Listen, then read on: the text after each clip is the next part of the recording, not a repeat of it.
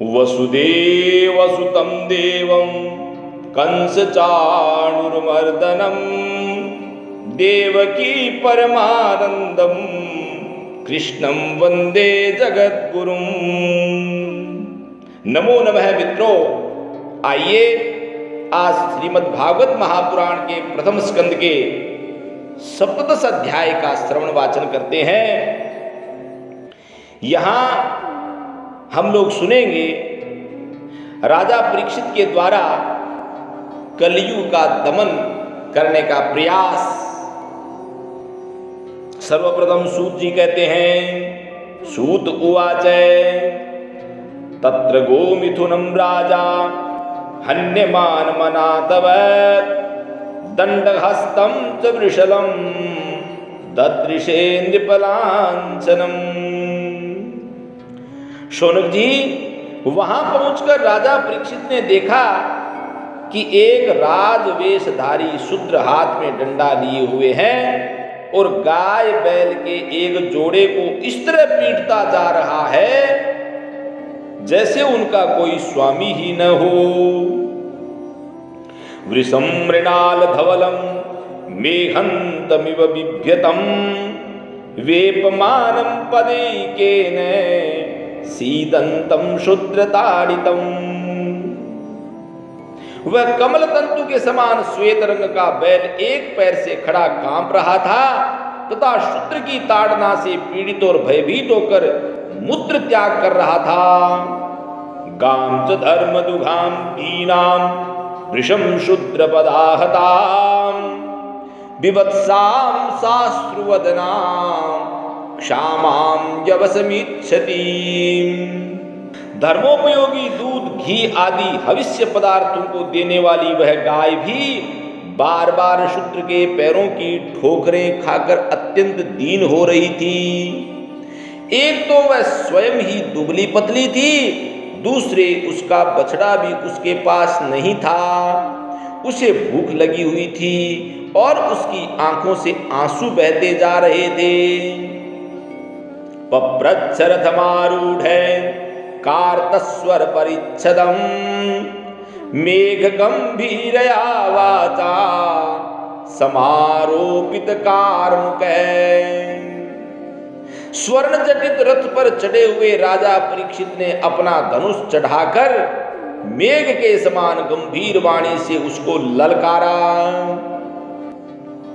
कस्त्वं वत्सरेण लोके बलाधंस बलान्बली नरदेवो शिवेशेन नटवत् कर्मणाद्विजय।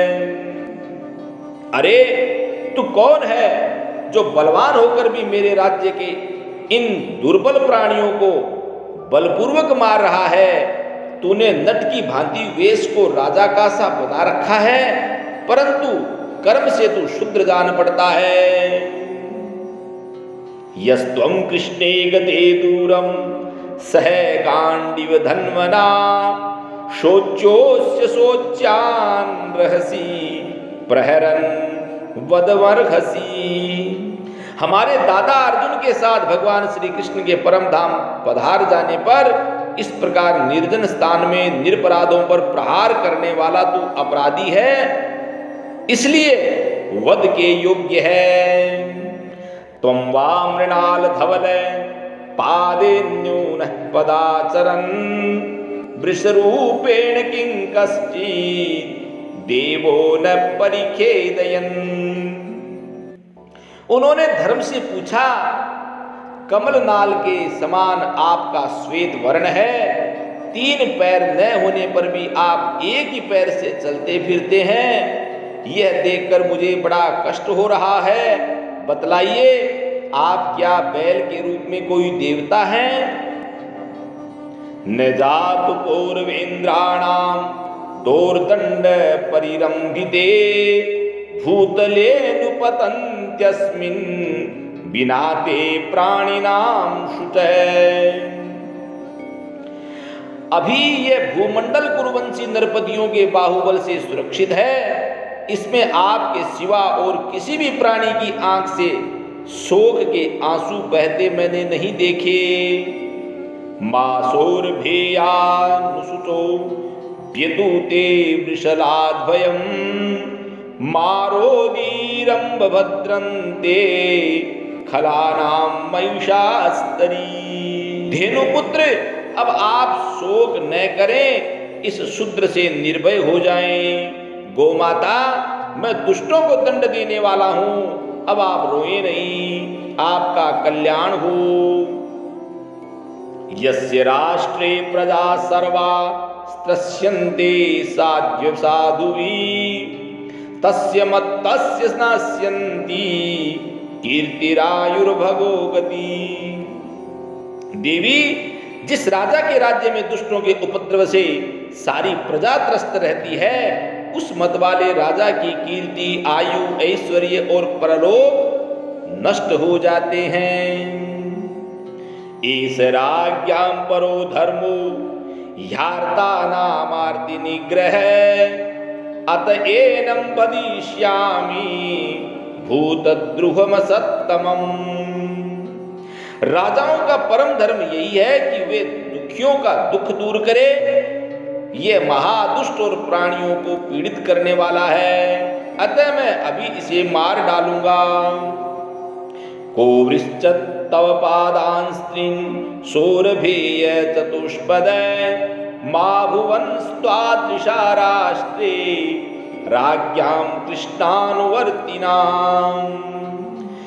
सुरभिनंदन, आप तो 4 पैर वाले जीव हैं, आपके 3 पैर किसने काट डाले?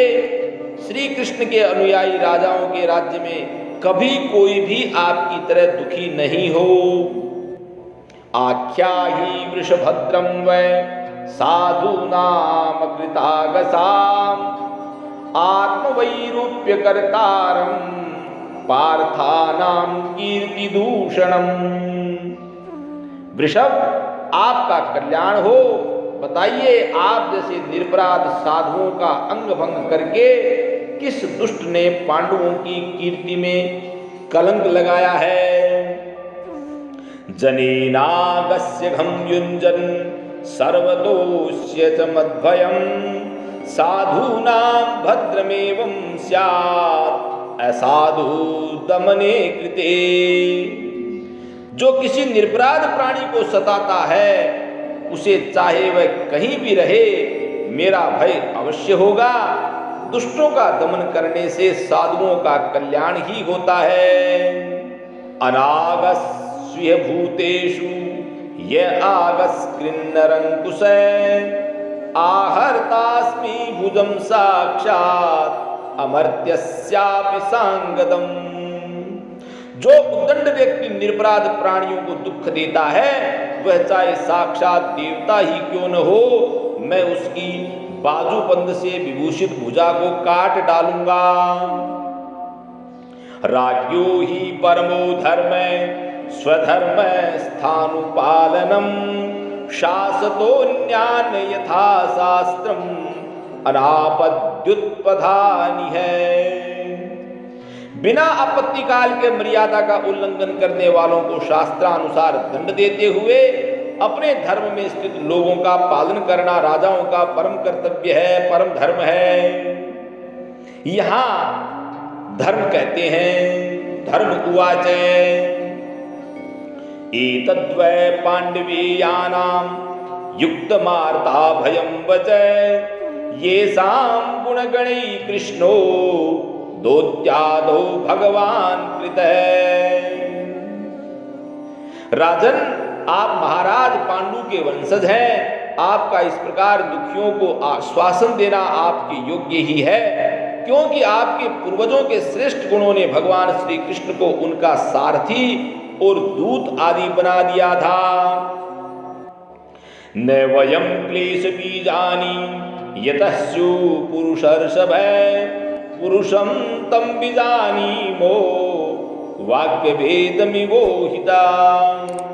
नरेंद्र, शास्त्रों के विभिन्न वचनों से मोहित होने के कारण हम उस पुरुष को नहीं जानते जिससे क्लेश के कारण उत्पन्न होते हैं।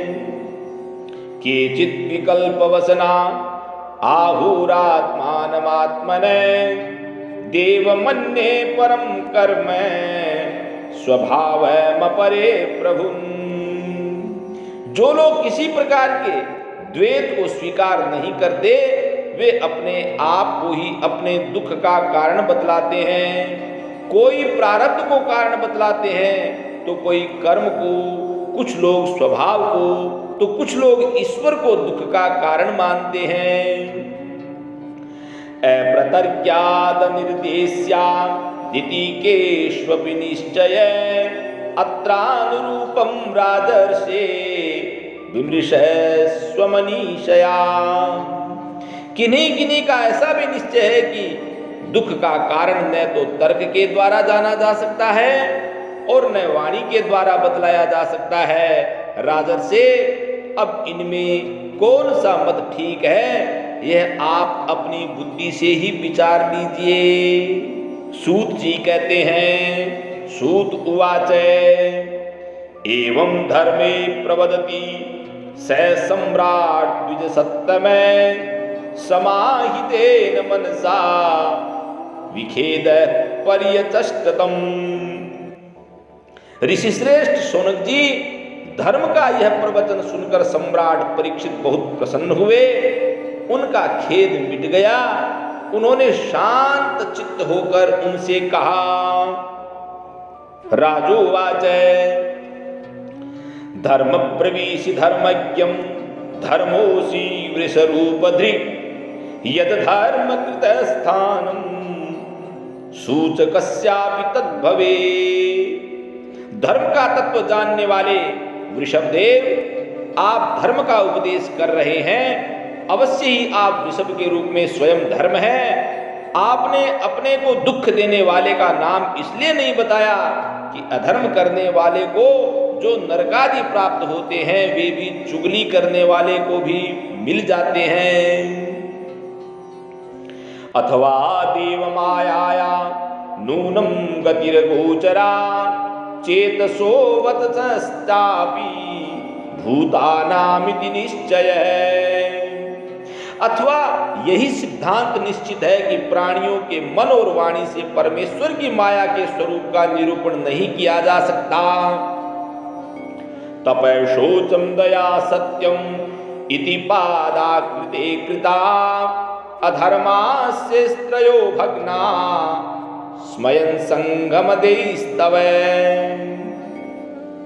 धर्मदेव, सत्य युग में आपके 4 चरण थे, तप, पवित्रता, दया और सत्य। इस समय अधर्म के अंश, गर्व, आसक्ति और मद से 3 चरण नष्ट हो चुके हैं। इदानीं धर्मपादस्ते सत्यम निर्वर्तयेद्यत तम जिगृत्सन्त धर्मोऽयं ऐन्द्रितेनेधितः कली। अब आपका चौथा चरण केवल सत्य ही बच रहा है। उसी के बल पर आप जी रहे हैं। असत्य से पुष्ट हुआ ये अधर्म रूप कलियुग उसे भी ग्रास कर लेना चाहता है। इयं च भूर्भगवता न्यासीतोरुभरा सती श्रीमद्भिस्तत्पदन्यासी सर्वतः कृत कौतुका। ये गौ माता साक्षात पृथ्वी है। भगवान ने इनका भारी बोझ उतार दिया था और ये उनके राशि राशि सौंदर्य बिखेरने वाले चरण चिन्हों से सर्वत्र उत्सवमयी हो गई थी। सोचत्यश्रुकला साध्वी दुर्भगे वोचिताधुना अब्रह्मण्या नृपद्व्याजा शूद्रा भोक्षन्ति मामिति। अब ये उनसे बिछुड़ गई है। वे साध्वी अभागिनी के समान नेत्रों में जल भर कर ये चिंता कर रही है कि अब राजा का स्वांग बनाकर ब्राह्मण द्रोही शूद्र मुझे भोगेंगे। इति धर्म महिम जैव सांत्वयित्वा महारथ निशातमाददे स्खंगम कलये धर्म हेतवे। महारथी परीक्षित ने इस प्रकार धर्म और पृथ्वी को सांत्वना दी। फिर उन्होंने अधर्म के कारण रूप कलयुग को मारने के लिए तीक्ष्ण तलवार उठाई। तम जिघांसुमभिप्रेत्य विहाय नृपलांछनम तत्पाद मूलम शिरसा समगात भय विप्लह। कलयुग ताड़ गया कि ये तो अब मुझे मार ही डालना चाहते हैं, इसलिए झटपट उसने अपने राज चिन्ह उतार डाले और महा भय विह्वल होकर उनके चरणों में अपना सिर रख दिया। पतितम पादयोर्वीर कृपया दीन वत्सल शरण्यो नावदीत श्लोक्यम आह चेदम हसन्निव। परीक्षित बड़े यशस्वी दीन वत्सल और शरणागत रक्षक थे। उन्होंने जब कलयुग को अपने पैरों पर पड़े देखा तो कृपा करके उसको मारा नहीं, अपितु हंसते हुए से उससे कहा। परीक्षित बोले, राजोवाच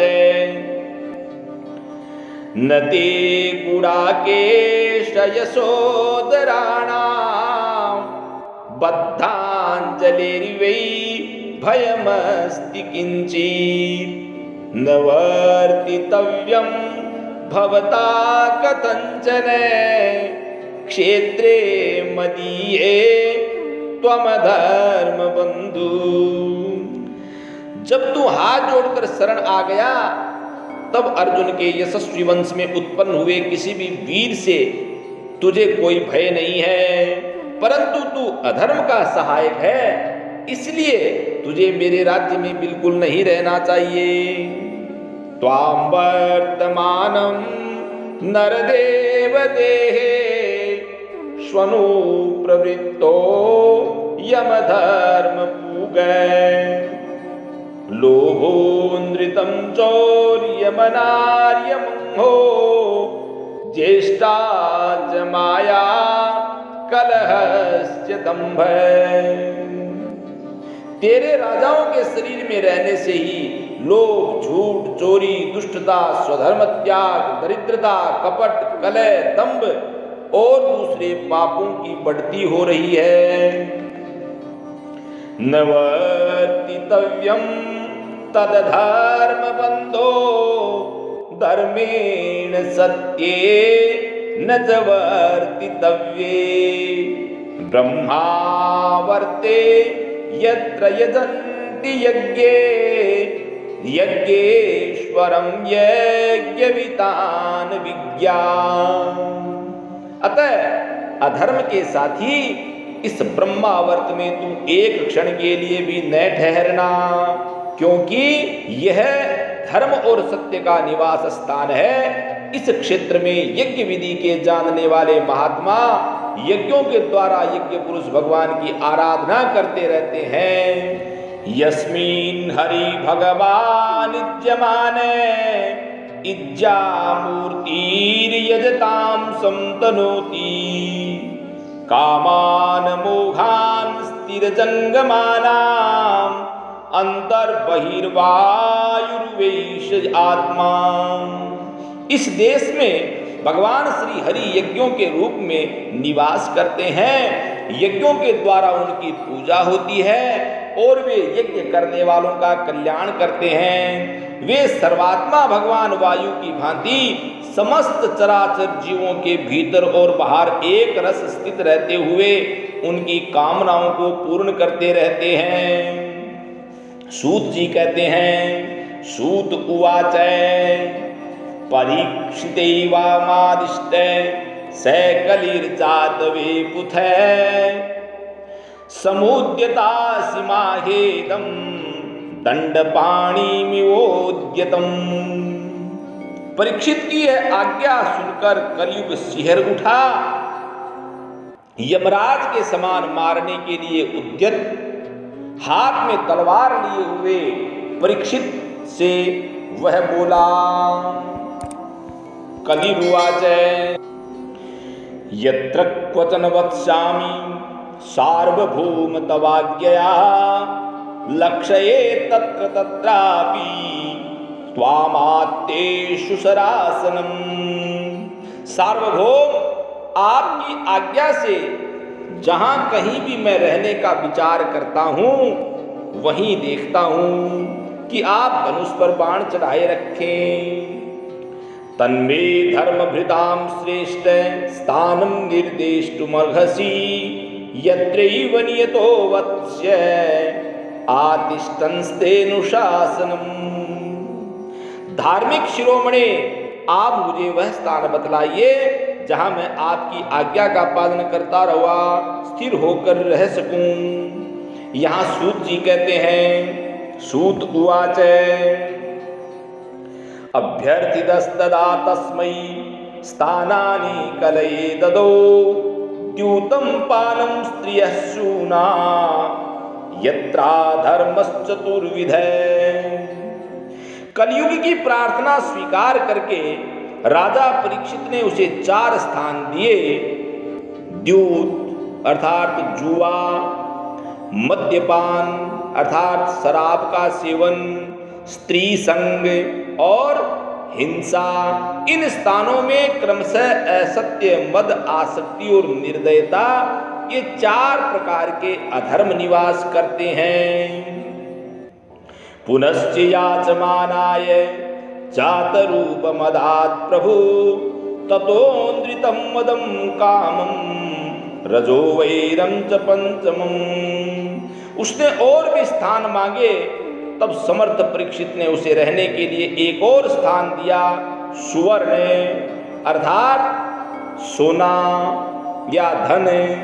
इस प्रकार कलियुग के 5 स्थान हो गए, झूठ, मद, काम, बैर और रजोगुण।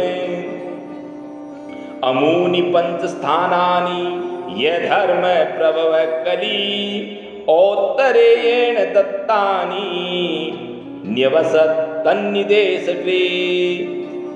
परीक्षित के दिए हुए इन्हीं 5 स्थानों में अधर्म का मूल कारण कली उनकी आज्ञाओं का पालन करता हुआ निवास करने लगा। अधीतानि न सेवेत बुभूषु पुरुष क्वचित् विशेषतो धर्मशीलो राजा लोकपतिर्गुरु। इसलिए आत्मकल्याणकामी पुरुष को इन 5 स्थानों का सेवन कभी नहीं करना चाहिए। धार्मिक राजा, प्रजा वर्ग के लौकिक नेता और धर्मोपदेष्टा गुरुओं को तो बड़ी सावधानी से इनका त्याग करना चाहिए।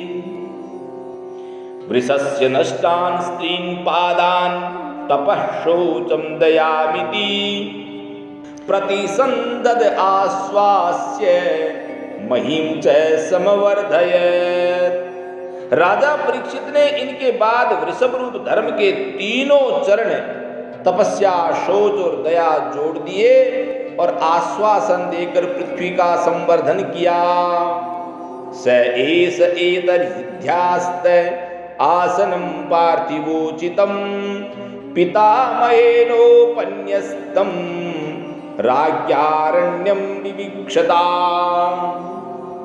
वे ही महाराजा परीक्षित इस समय अपने राज सिंहासन पर, जिसे उनके पितामह महाराज युधिष्ठिर ने वन में जाते समय उन्हें दिया था, विराजमान हुए। आस्ते धुना स राजर्षि कौरवेन्द्र श्रियोल्लसन गजावये महाभाग चक्रवर्ती प्रियश्रवा।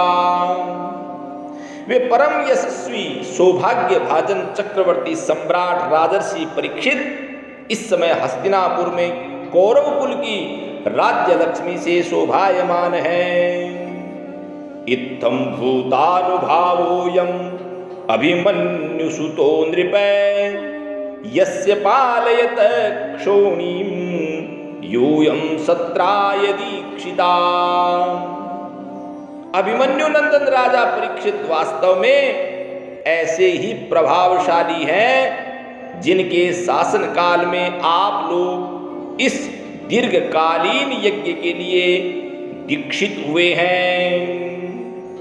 बोलिए श्री भागवत महापुराण की जय। इसी प्रकार सनातन संस्कृति के प्रचारार्थ आप सभी का धर्म और कर्तव्य बनता है आप सबका कल्याण हो। इसी मंगल भावना के साथ जयतु संस्कृतम जयतु भारतम।